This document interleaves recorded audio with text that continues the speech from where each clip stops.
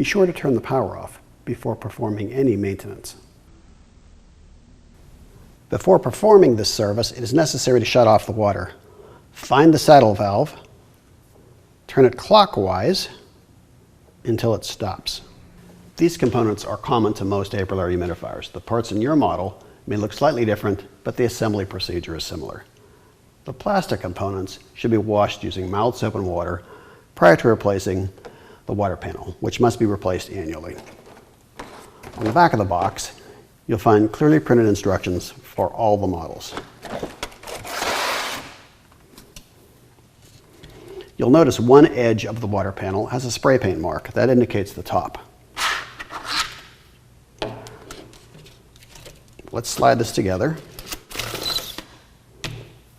Now, this particular scale control insert has notches cut into it. Those notches line up with the tabs on the distribution tray.